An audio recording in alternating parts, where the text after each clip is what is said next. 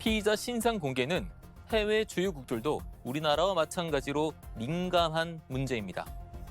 해외 주요국들에선 대체로 일정한 가이드라인을 만들어 놓지는 않은 상황입니다.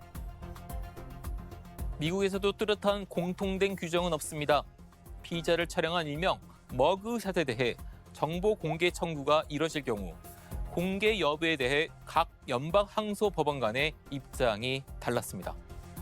연방 항소 법원의 판결에 따라 수사기관의 기조도 달라졌는데요. 연방보안청은 2012년 말부터 공개 지명 수배 등 사법 집행의 목적을 제외하고 머그샷을 공개하지 않는다는 정책을 발표하기도 했습니다. 미국의 경우 피의자 신상 정보 공개가 피해자를 낳는 경우들도 나왔습니다. 올림픽이 한창이던 1996년 7월 미국 애틀랜타 올림픽 공원에서 폭탄 테러가 일어났습니다.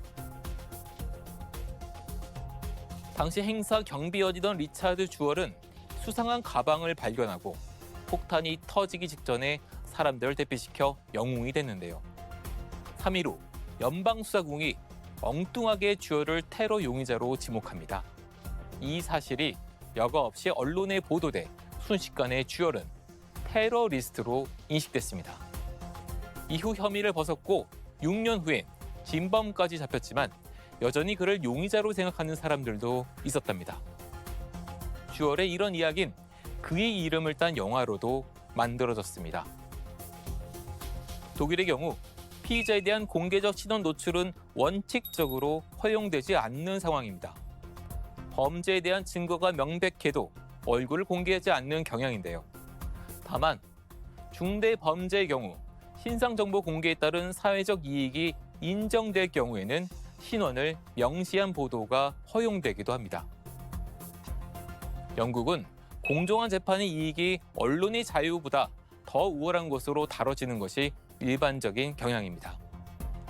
이처럼 해외 주요국들의 상황은 다양하지만 피의자 프라이버시권과 신상 공개로 인한 공공이익의 크기를 비교해 신상 공개 여부를 결정하는 것으로 전문가들은 보고 있습니다. 다만 신상 공개 정보로 인한 공공의 이익을 구체적으로 제시하기는 참 어려운 부분입니다. 특히 범죄 예방 효과 측면에선 평가가 갈립니다. 경찰청에 따르면 지난해 살인과 강도, 방화 등 범죄의 발생 건수는 2,186건으로 집계됐습니다. 이는 신상 공개를 하기 이전인 2009년 9,606건과 비교해 약 77%나 줄어든 것인데요. 이를 놓고 신상 공개에 따른 수치심 효과로 범죄가 억제됐다는 의견이 있습니다.